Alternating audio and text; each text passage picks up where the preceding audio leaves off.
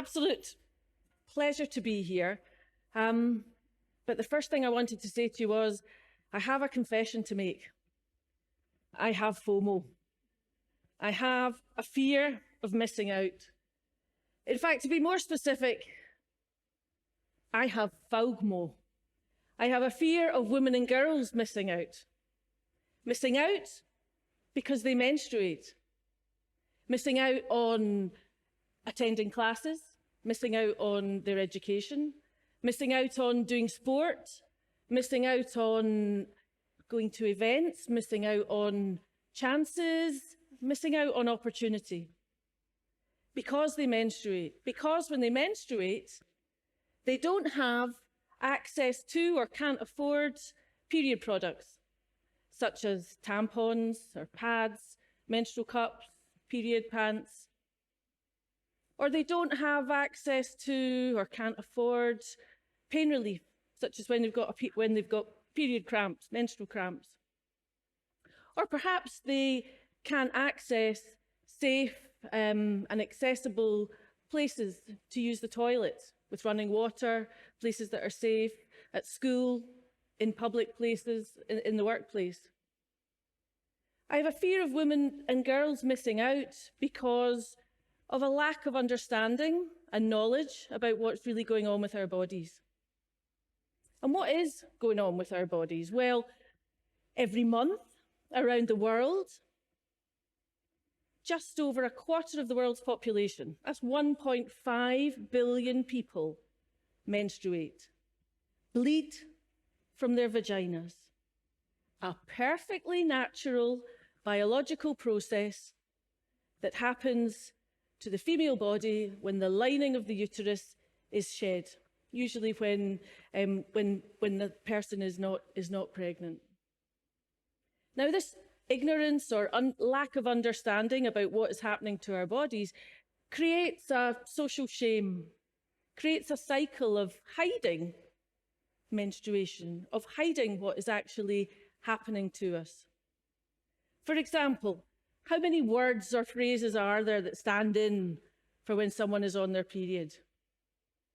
You may have used the phrase, the time of the month, women's business, Shark Week, having the painters in. But what these kind of terms do is reflect the taboo that sits around menstruation and our ability to talk about it, our ability to talk about what is happening to our bodies. And this affects us. This hiding affects us. Another thing that we hide, how often, if someone is on their period, have you seen somebody furtively kind of slip a pad in your pocket? Or if you've got a friend that needs to go to the toilet, we kind of pass it hidden along the road. Why do we do this? All this energy that goes into hiding that we're menstruating, and that's hiding the hiding of menstruation. Energy that could be so better spent on other things, on concentrating in class, on building bridges, on leading the world. I have a fear of women and girls missing out. And one way in which, if you like, I tackled that FOMO was with my students and colleagues at Edinburgh Napier University. We made a film. We made a documentary called Bleeding Free. The documentary is about period poverty. It's about the importance of access to period products. And it's about the impact on education of menstruation. At the time we were making it in Scotland, research had shown that a quarter of students had had trouble accessing period products. That in the UK, 70% of 14 to 21-year-olds were embarrassed about buying period products. When we were making our documentary, we spoke to schoolgirls, to Scottish schoolgirls who had friends who couldn't afford to buy period products. We spoke to their teachers who, out of their own resources, brought in clean underwear, pants, tights for some of the pupils at their school. Now, we're lucky in Scotland. The Parliament in Scotland, while we were making the documentary, passed legislation to ensure that all women, girls and menstruators have access to free period products. While we were making the documentary, we also visited Uganda and saw really clearly the impact of menstruation on education. Girls there miss an average of 11% of their school days due to menstruation and their inability to be able to manage it. There's a stark drop-off between primary school and secondary school attendance, one of the main factors being menstruation and menstrual management. So we made the documentary as one way, if you like, of tackling my FOMO. And I'm a big believer as well that not just the film itself, but the actual process of making the film is a great way to tackle my FOMO. The students spoke with each other and with their friends and colleagues about menstruation. They spoke to organisations and individuals involved in challenging the taboos around period poverty and around the stigma around periods. And they held events at the university for staff and students who came together to talk about menstruation and to talk about period poverty. We also have shown the film, and it goes out to audiences in schools and colleges, universities, film festivals, and is available as well on the internet.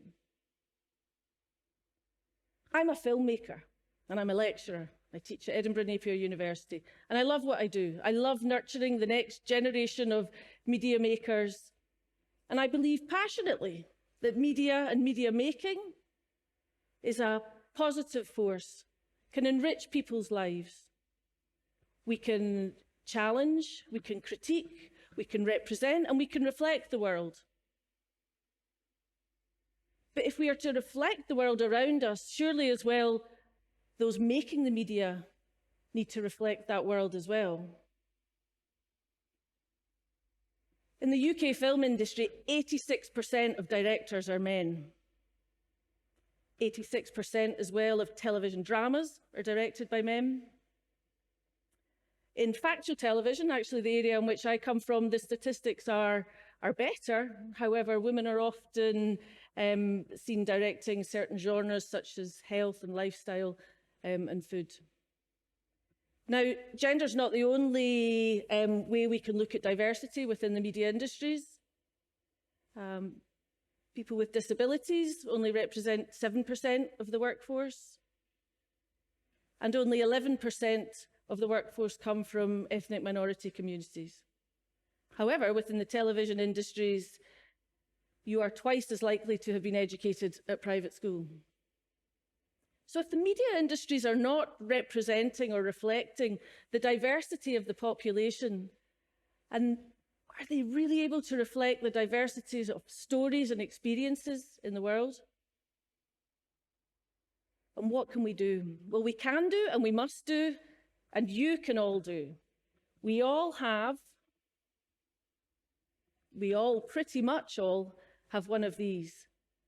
In fact, 96% of young people, by the time they're 17, have access to a phone, have access to a smartphone, in fact. We have the technology at our fingertips.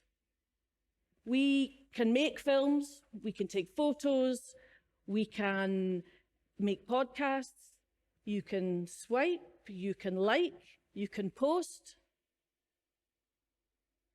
All around as well, there are community video projects, small-scale independent filmmakers, making media, telling the stories that do reflect the diversity of the world around us.